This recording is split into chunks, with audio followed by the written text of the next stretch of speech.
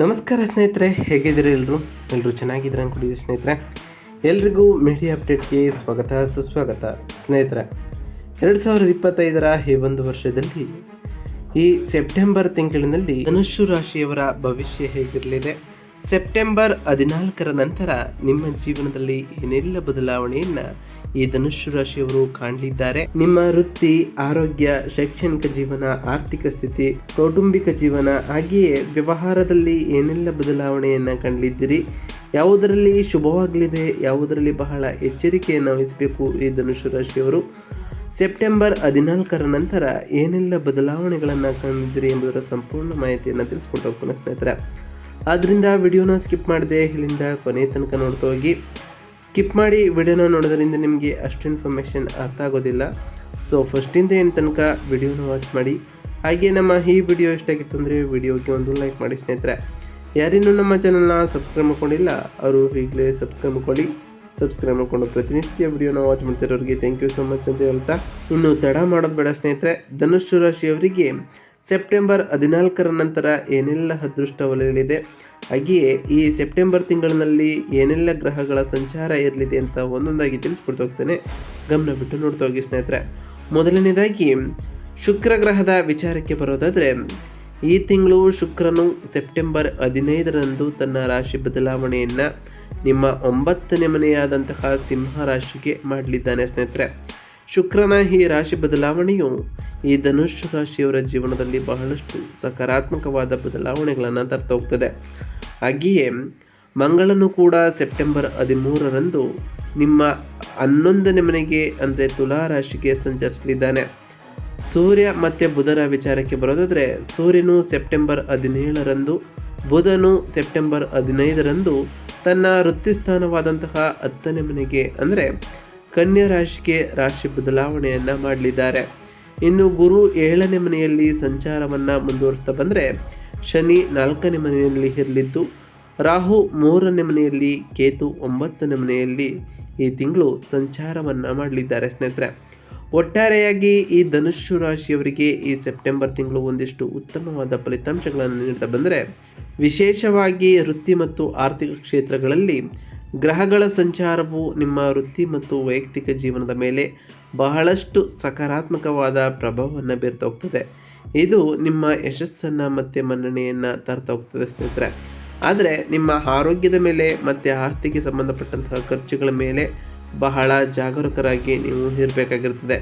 ಇನ್ನು ಈ ತಿಂಗಳು ಉತ್ತಮವಾದ ಫಲಿತಾಂಶಗಳನ್ನು ಈ ತಿಂಗಳು ನೀಡ್ತಾ ಬಂದರೆ, ತಿಂಗಳ ಈ 2ನೇ ವಾರದಲ್ಲಿ ಗ್ರಹಗಳ ಗಮನವು ನಿಮ್ಮ ವೃತ್ತಿಯ ಕಡೆಗೆ ಬಲವಾಗಿ ಬದಲಾಗೋ ಕಾರಣ ಇದು ನಿಮ್ಮ ಯಶಸ್ಸು ಮತ್ತು ಮನ್ನಣೆಗೆ ವಾಗ್ದಾನವಾಗಲಿದೆ ಸ್ನೇಹಿತರೆ. ನಿಮ್ಮ ಆದಾಯದ ಅರಿವು ಕೂಡ ಬಲವಾಗಿರ್ತದೆ. ಆದರೂ ನಿಮ್ಮ ಮನೆಯಲ್ಲಿ ಅಥವಾ ಆಸ್ತಿಗೆ ಸಂಬಂಧಪಟ್ಟಂತಹ ಖರ್ಚುಗಳಿರುವಂತಹ ಸಾಧ್ಯತೆಗಳು ಕೂಡ ಇರಲಿದ್ದು, ಕುಟುಂಬ ಜೀವನವು ಸಹಾಯಕವಾಗಿರ್ತದೆ ಮತ್ತು ಗುರುವಿನ ಶುಭ ಪ್ರಭಾವದಿಂದಾಗಿ ನಿಮ್ಮ ಸಂಬಂಧಗಳು ಕೂಡ ಹೆಚ್ಚು ವೃದ್ಧಿಸಲ್ಪಡ್ತಾ ಹೋಗ್ತದೆ. ಇನ್ನು ವೃತ್ತಿ ಮತ್ತು ಆರೋಗ್ಯದ ವಿಚಾರಕ್ಕೆ ಬರೋದಾದರೆ, ವೃತ್ತಿಪರರಿಗಂತೂ ಈ 3ನೇ ವಾರದಿಂದ ನಿಮ್ಮ 10ನೇ ಮನೆಯಲ್ಲಿ ಸೂರ್ಯ ಮತ್ತು ಉಚ್ಚ ಸ್ಥಿತಿಯಲ್ಲಿ ಇರುವಂತಹ ಬುಧ ಇರೋ ಕಾರಣ ನಿಮ್ಮ ಕೆಲಸಗಳಲ್ಲಿ ಉತ್ತಮವಾದಂತಹ ಸಮಯ ಮತ್ತು ಯಶಸ್ಸನ್ನು ನೀವು ಗಳಿಸ್ತಾ ಹೋಗ್ತೀರಿ. ನಿಮ್ಮ ಮೇಲಾಧಿಕಾರಿಗಳಿಂದಲೂ ಉತ್ತಮವಾದ ಮನ್ನಣೆಯೂ ಕೂಡ ಸಿಗ್ತಾ ಹೋಗ್ತದೆ ಸ್ನೇಹಿತರೆ. ನಿಮ್ಮ ಉದ್ಯೋಗ ಮತ್ತು ಸ್ಥಳವನ್ನು ಬದಲಾಯಿಸಲು ಪ್ರಯತ್ನವನ್ನು ಪಡುತ್ತಿದ್ದರೆ ಈ ತಿಂಗಳು ಈ ಬದಲಾವಣೆಗೆ ಯಶಸ್ಸು ಸಿಗಲಿದೆ ಸ್ನೇಹಿತರೆ. ನಿಮ್ಮ ಸಹೋದ್ಯೋಗಿಗಳಲ್ಲಿ ಒಬ್ಬರಿಂದ ನಿಮಗೆ ಅನಿರೀಕ್ಷಿತವಾದ ಬೆಂಬಲವೂ ಕೂಡ ಸಿಗ್ತೋಗ್ತದೆ. ನೀವು ಕೈಗೊಂಡಂತಹ ಕೆಲಸಗಳು ಕೂಡ ಯಶಸ್ವಿಯಾಗಿ ಪೂರ್ಣಗೊಳ್ತಾ ಹೋಗ್ತದೆ. ಕಳೆದ ವಾರದಕ್ಕಿಂತ ಈ ವಾರವು ಎದುರಿಸಿದಂತಹ ಸಮಸ್ಯೆಗಳು ಈ ತಿಂಗಳಲ್ಲಿ ಪರಿಹಾರವಾಗ್ತಾ ಹೋಗ್ತವೆ. ವೃತ್ತಿ ಸಂಬಂಧಪಟ್ಟಂತಹ ವಿಷಯಗಳಲ್ಲಿ ನಿಮಗೆ ಅನುಕೂಲಕರವಾದ ಬೆಳವಣಿಗೆಗಳನ್ನು ಕಾಣ್ತಾ ಹೋಗ್ತೀರಿ. ವೃತ್ತಿಯಲ್ಲಿ ಬದಲಾವಣೆ ಬಗ್ಗೆ ಯೋಚಿಸುವಂಥವರಿಗೆ ಈ ತಿಂಗಳು ಉತ್ತಮವಾದ ಅವಕಾಶಗಳು ಕೂಡ ಸಿಗ್ತೋಗ್ತದೆ ಸ್ನೇಹಿತರೆ. ಇನ್ನು ಈ ಸೆಪ್ಟೆಂಬರ್ ತಿಂಗಳಿನಲ್ಲಿ ಕೌಟುಂಬಿಕ ಜೀವನ ಹೇಗಿರಲಿದೆ ಈ ಧನುಸ್ಸು ರಾಶಿಯವರಿಗೆ ಅಂತ ಕೇಳೋದಾದರೆ, ಕೌಟುಂಬಿಕವಾಗಿ ಈ ತಿಂಗಳು ಬಹಳ ಉತ್ತಮವಾಗಿಯೇ ಇರ್ತದೆ. ಏಕೆಂದರೆ ನೀವು ನಿಮ್ಮ ಸಂಬಂಧಿಕರನ್ನು ಭೇಟಿಯಾಗುವಂತಹ ಚಾನ್ಸಸ್ ಕೂಡ ಬರ್ಬೋದು ಮತ್ತು ಒಂದು ಕುಟುಂಬ ಕಾರ್ಯಕ್ರಮಕ್ಕೆ ಹಾಜರಾಗುವಂತಹ ಚಾನ್ಸ್ ಕೂಡ ಸಿಗಲಿದೆ ಸ್ನೇಹಿತರೆ. ನಿಮ್ಮ ಸಂಗಾತಿಯು ನಿಮ್ಮ ಕೆಲಸಗಳನ್ನು ಯಶಸ್ಸನ್ನು ಸಾಧಿಸ್ತಾ ಹೋಗ್ತಾರೆ. ನಿಮ್ಮ 7ನೇ ಮನೆಯಲ್ಲಿ ಗುರುವಿನ ಸಂಚಾರ ಇರೋ ಕಾರಣ ನಿಮ್ಮ ಸಂಗಾತಿಯಿಂದ ನಿಮಗೆ ಉತ್ತಮವಾದ ಬೆಂಬಲ ಮತ್ತು ಪ್ರೀತಿ ಸಿಗ್ತಾ ಹೋಗ್ತದೆ. ಈ ತಿಂಗಳು ಮಂಗಳನ ಗೋಚರವು ನಿಮ್ಮ ಕುಟುಂಬ ಸಂಬಂಧವನ್ನು ಬಲಪಡಿಸಿದರೆ ನಿಮ್ಮ ಸಂತಾನದಿಂದಾಗಿ ನೀವು ಹೆಮ್ಮೆಯನ್ನು ಪಡುವಂತಹ ಅವಕಾಶಗಳು ಕೂಡ ಇದೇ ತಿಂಗಳಿನಲ್ಲಿ ಗೋಚರಿಸುತ್ತೆ. ಇನ್ನು ಆರೋಗ್ಯದ ವಿಚಾರಕ್ಕೆ ಬರೋದಾದರೆ ಆರೋಗ್ಯದ ದೃಷ್ಟಿಯಿಂದ ಈ ಸೆಪ್ಟೆಂಬರ್ ತಿಂಗಳು ಬಹಳ ಸಾಮಾನ್ಯವಾಗಿರುತ್ತದೆ. ನಿಮ್ಮ ರಾಶಿ ಅಧಿಪತಿಯಾದಂತಹ ಗುರು 7ನೇ ಮನೆಯಲ್ಲಿ ಇರುವುದು ರಕ್ಷಣಾತ್ಮಕ ಪ್ರಭಾವವನ್ನು ನೀಡ್ತಾ ಹೋಗ್ತದೆ. ಆದರೆ ನೀವು ಶೀತ, ಕೆಮ್ಮು ಅಥವಾ ಕುತ್ತಿಗೆ ನೋವಿನಂತಹ ಸಣ್ಣ ಪುಟ್ಟ ಅನಾರೋಗ್ಯದ ಸಮಸ್ಯೆಗಳು ಉಂಟಾಗಬಹುದು ಸ್ನೇಹಿತರೆ. ನಿಮ್ಮ 4ನೇ ಮನೆಯಲ್ಲಿ ಶನಿಯ ಸಂಚಾರವೂ ಕೂಡ ಇರೋದರಿಂದ ಅದರ ದೃಷ್ಟಿಯಿಂದ ನೀವು ಮೂಳೆಗಳಿಗೆ ಸಂಬಂಧಪಟ್ಟಂತಹ ಸಮಸ್ಯೆಗಳ ಬಗ್ಗೆ, ವಿಶೇಷವಾಗಿ ನಿಮ್ಮ ಮೊಣಕಾಲು, ಕೀಲುಗಳಿಗೆ ಸಂಬಂಧಪಟ್ಟಂತೆ ಜಾಗರೂಕರಾಗಿ ಇರಬೇಕಾಗಿರ್ತದೆ. ನಿರಂತರ ನೋವನ್ನು ನಿರ್ಲಕ್ಷಿಸಬೇಡಿ. ಶಿಸ್ತುಬದ್ಧ ದಿನಚರಿಯನ್ನು ಪಾಲಿಸುವುದು ಸಾಕಷ್ಟು ಪ್ರಯೋಜನಕಾರಿಯಾಗಿರಲಿದೆ ಸ್ನೇಹಿತರೆ. ಇನ್ನು ವ್ಯಾಪಾರದ ವಿಚಾರಕ್ಕೆ ಬರೋದಾದರೆ ವ್ಯಾಪಾರ ವಿಸ್ತರಣೆ ಅಥವಾ ವ್ಯಾಪಾರದ ಸ್ಥಳ ಬದಲಾವಣೆಯನ್ನು ಮಾಡಬೇಕು ಅಂತ ಅಂದ್ಕೊಂಡಿರೋರಿಗೆ ಈ ತಿಂಗಳು ಶುಭವಾಗಲಿದೆ. ವ್ಯಾಪಾರಸ್ಥರಿಗೆ ಈ ತಿಂಗಳು ಉತ್ತಮವಾದಂತಹ ಸಮಯವಾಗಿರಲಿದ್ದು ಈ ಅಭಿವೃದ್ಧಿಯು ನಿಮ್ಮ ಸಂಸ್ಥೆಗೆ ಉತ್ತಮ ಬೆಳವಣಿಗೆಯನ್ನೇ ಮತ್ತು ದೀರ್ಘಕಾಲೀನ ಸ್ಥಿರತೆಯನ್ನು ತರಲು ಸಿದ್ಧ ಮಾಡ್ತಾ ಹೋಗ್ತದೆ.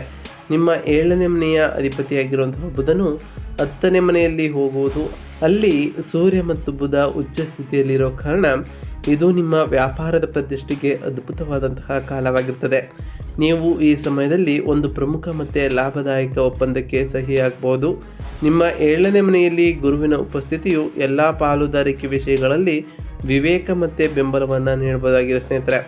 ಇನ್ನು ವಿದ್ಯಾರ್ಥಿಗಳ ವಿಚಾರಕ್ಕೆ ಬರೋದಾದರೆ ವಿದ್ಯಾರ್ಥಿಗಳಿಗಂತೂ ಉತ್ತಮವಾದಂತಹ ಸಮಯವಾಗಿರಲಿದ್ದು, ಏಕೆಂದರೆ ನೀವು ಮಾಡಿದಂತಹ ಪರೀಕ್ಷೆಗಳಲ್ಲಿ ಯಶಸ್ಸನ್ನು ಗಳಿಸ್ತಾ ಹೋಗ್ತೀರಿ ಮತ್ತು ಬಯಸಿದ ಸಂಸ್ಥೆಗಳಲ್ಲಿ ಪ್ರವೇಶವನ್ನು ಕೂಡ ಪಡೆಯುತ್ತೀರಿ ಸ್ನೇಹಿತರೆ. ಈ ತಿಂಗಳ 3ನೇ ವಾರದಿಂದ ಓದಿನಲ್ಲಿ ಏಕಾಗ್ರತೆಯ ಕೊರತೆಯಾಗುವಂತಹ ಸಾಧ್ಯತೆ ಇರೋದರಿಂದ ಅವರು ಜಾಗರೂಕರಾಗಿ ಇರಬೇಕಾಗಿರ್ತದೆ. ಈ ಸಮಯವನ್ನು ಸರಿಯಾಗಿ ಬಳಸಿಕೊಳ್ಳಬೇಕು ಸ್ನೇಹಿತರೆ. ಮತ್ತು ಓದಿನಲ್ಲಿ ಹೆಚ್ಚು ಗಮನವನ್ನು ಹರಿಸಿ. ದ್ವಿತೀಯಾರ್ಧದಲ್ಲಿ ಮಂಗಳನ ಗೋಚರವು ಅನುಕೂಲಕರವಾಗಿರೋದ್ರಿಂದ ಕೈಗೊಂಡ ಕೆಲಸಗಳಲ್ಲೂ ಕೂಡ ಮತ್ತು ಓದಿನಲ್ಲಿ ಯಶಸ್ಸನ್ನು ಸಾಧಿಸಲಿದ್ದೀರಿ ಸ್ನೇಹಿತರೆ. ಒಟ್ಟಾರೆಯಾಗಿ ಈ ಸೆಪ್ಟೆಂಬರ್ ತಿಂಗಳು ಈ ಧನುಸ್ಸು ರಾಶಿಯವರಿಗೆ ಒಂದಿಷ್ಟು ಸಕಾರಾತ್ಮಕವಾದ ಬದಲಾವಣೆ, ಒಂದಿಷ್ಟು ಎಚ್ಚರಿಕೆಯ ಕ್ರಮಗಳನ್ನು ಕೂಡ ಕಂಡಿರ್ತೀರಿ ಸ್ನೇಹಿತರೆ. ಸಕಾರಾತ್ಮಕವಾದ ಫಲಿತಾಂಶಗಳನ್ನು ಇನ್ನಷ್ಟು ಹೆಚ್ಚಿಸಲು ಮತ್ತು ಸವಾಲುಗಳನ್ನು ನಿವಾರಿಸಲು ನಾವು ತಿಳಿಸ್ಕೊಡುವಂತಹ ಸರಳ ಪರಿಹಾರಗಳನ್ನು ಮಾಡ್ತಾ ಹೋಗಿ ಸ್ನೇಹಿತರೆ. ಇದರಿಂದ ಸಾಕಷ್ಟು ಬದಲಾವಣೆಯನ್ನು ನಿಮ್ಮ ಜೀವನದಲ್ಲಿ ಕಾಣ್ತಾ ಹೋಗ್ತಾರೆ ಸ್ನೇಹಿತರೆ. ವೃತ್ತಿಯಲ್ಲಿ ಯಶಸ್ಸನ್ನು ಕಾಣಬೇಕು ಅಂತ ಅಂದ್ಕೊಂಡಿರೋರಿಗೆ 10ನೇ ಮನೆಯಲ್ಲಿ ಸೂರ್ಯ ಮತ್ತು ಬುಧನ ಸಕಾರಾತ್ಮಕವಾದ ಪ್ರಭಾವಗಳನ್ನು ಹೆಚ್ಚಿಸಲು ಪ್ರತಿದಿನ ಬೆಳಗ್ಗೆ ಸೂರ್ಯನಿಗೆ ಆರ್ಘ್ಯವನ್ನು ಅರ್ಪಿಸಿ ಸ್ನೇಹಿತರೆ. ಇದರಿಂದ ಆ ಸೂರ್ಯದೇವನ ಅನುಗ್ರಹಕ್ಕೆ ನೀವು ಪಾತ್ರರಾಗಬಹುದಾಗಿದೆ ಸ್ನೇಹಿತರೆ. ಇನ್ನು ವಿದ್ಯಾರ್ಥಿಗಳ ವಿಚಾರಕ್ಕೆ ಬರೋದಾದರೆ 3ನೇ ವಾರದಿಂದ ಏಕಾಗ್ರತೆಯ ಕೊರತೆಯನ್ನು ಎದುರಿಸಲು ಗಣೇಶನನ್ನು ಪೂಜಿಸಿ ಸ್ನೇಹಿತರೆ. ಮತ್ತು ಓಂ ಗಂ ಗಣಪತಿಯೇ ನಮಃ ಎಂಬ ಮಂತ್ರವನ್ನು ಜಪಿಸಿ. ಪ್ರತಿ ಶನಿವಾರದಂದು ಓಂ ಶನೈಶ್ವರಾಯ ನಮಃ ಎಂಬ ಮಂತ್ರವನ್ನು ಜಪಿಸಿ. ಹಾಗೆಯೇ ನಿಮಗೆ ಸಾಧ್ಯವಾದರೆ ಶನಿದೇವರ ದೇವಾಲಯಕ್ಕೆ ತೆರಳಿ ಶನಿದೇವರಿಗೆ ಪ್ರಿಯವಾಗಿರುವಂತಹ ಕಪ್ಪು ಎಳ್ಳಿನ ಬತ್ತಿಯನ್ನು ಹಚ್ಚೋದ್ರಿಂದ ಆ ಶನಿದೇವರ ಸಕಾರಾತ್ಮಕ ಪ್ರಭಾವಕ್ಕೆ ಒಳಗಾಗಬೇಕಾಗಿದೆ. ಹಾಗೆಯೇ ನೀವು ಅಂದುಕೊಂಡಿರುವಂತಹ ಕಾರ್ಯಗಳು ಕೂಡ ಯಾವುದೇ ಅಡೆತಡೆ ಇಲ್ಲದೆ ನೆರವೇರಲಿದೆ ಸ್ನೇಹಿತರೆ. ನಾವು ತಿಳಿಸ್ಕೊಟ್ಟಿರುವಂತಹ ಈ ಎಲ್ಲ ಸರಳ ಪರಿಹಾರಗಳನ್ನು ಈ ರಾಶಿಯವರು ಮಾಡಿದ್ದೇ ಆದರೆ ಉತ್ತಮವಾದ ಬದಲಾವಣೆಗಳನ್ನು ಕಾಣ್ತಾ ಹೋಗ್ತೀರಿ. ಹಾಗೆಯೇ ನಿಮ್ಮ ಜೀವನದಲ್ಲಿ ಸಾಕಷ್ಟು ಬದಲಾವಣೆಗಳನ್ನು ಕಾಣಲಿದ್ದೀರಿ ಸ್ನೇಹಿತರೆ. ಇನ್ನು ಪ್ರತಿ ಗುರುವಾರದಂದು ಓಂ ಗುರುವೇ ನಮಃ ಎಂಬ ಮಂತ್ರವನ್ನು ಜಪಿಸಿ. ಹಾಗೆಯೇ ಓಂ ಅಂಗರಾಯಕಾಯ ನಮಃ ಎಂಬ ಮಂತ್ರವನ್ನು ಜಪಿಸಿ. ಇದರಿಂದ ಆ ಮಂಗಳ ದೇವನ ಅನುಗ್ರಹಕ್ಕೆ ನೀವು ಪಾತ್ರರಾಗಬಹುದಾಗಿದೆ ಸ್ನೇಹಿತರೆ. ನಾವು ತಿಳಿಸ್ಕೊಟ್ಟಿರುವಂತಹ ಈ ಎಲ್ಲ ಸರಳ ಪರಿಹಾರಗಳನ್ನು ನೀವು ಮಾಡಿದ್ದೇ ಆದರೆ ನಿಮ್ಮ ಜೀವನದಲ್ಲಿ ಸಾಕಷ್ಟು ಬದಲಾವಣೆಯನ್ನು ಕಾಣ್ತಾ ಹೋಗ್ತೀರಿ ಸ್ನೇಹಿತರೆ. ಇದಾಗಿತ್ತು ಇವತ್ತಿನ ಒಂದು ವಿಡಿಯೋ ಸ್ನೇಹಿತರೆ. ವಿಡಿಯೋ ಇಷ್ಟ ಆಗಿತ್ತು ಅಂದರೆ ವಿಡಿಯೋಗೆ ಒಂದು ಲೈಕ್ ಮಾಡಿ. ಯಾರೇನೂ ನಮ್ಮ ಚಾನಲ್ನ ಸಬ್ಸ್ಕ್ರೈಬ್ ಮಾಡ್ಕೊಂಡಿಲ್ಲ ಅವರು ಈಗಲೇ ಸಬ್ಸ್ಕ್ರೈಬ್ ಮಾಡ್ಕೊಳ್ಳಿ. ಸಬ್ಸ್ಕ್ರೈಬ್ ಮಾಡಿಕೊಂಡು ಪ್ರತಿನಿತ್ಯ ವಿಡಿಯೋನ ವಾಚ್ ಮಾಡ್ತಿರೋರಿಗೆ ಥ್ಯಾಂಕ್ ಯು ಸೊ ಮಚ್ ಅಂತ ಹೇಳ್ತಾ, ಹಾಗೆ ಕಮೆಂಟ್ನಲ್ಲಿ ಓಂ ಶನೈಶ್ವರಾಯ ನಮಃ, ಓಂ ಅಂಗರಾಯಕಾಯ ನಮಃ, ಓಂ ಲಕ್ಷ್ಮೀನಾರಾಯಣಾಯ ನಮಃ ಎಂದು ಕಮೆಂಟ್ ಮಾಡಿ ಸ್ನೇಹಿತರೆ. ಆ ಶನಿದೇವರು, ಆ ಲಕ್ಷ್ಮೀನಾರಾಯಣ ನಿಮಗೆ ಆಯುಷ್ಯ, ಆರೋಗ್ಯ, ಸಮೃದ್ಧಿಯನ್ನು ಕೊಟ್ಟು ಕಾಪಾಡಲಿ. ನೀವು ಅಂದುಕೊಂಡಿರುವಂತಹ ಕಾರ್ಯಗಳು ಯಾವುದೇ ಅಡೆತಡೆ ಇಲ್ಲದೆ ನೆರವೇರಲಿ ಅಂತ ಆ ದೇವರಲ್ಲಿ ಕೇಳ್ಕೊಳ್ತಾ ಇವತ್ತಿನ ಒಂದು ವಿಡಿಯೋನ ಮುಗಿಸ್ತಿದ್ದೀನಿ ಸ್ನೇಹಿತರೆ. ಸಿಗ್ತೀನಿ ಮತ್ತೊಂದು ವಿಡಿಯೋದೊಂದಿಗೆ. Thank you for watching.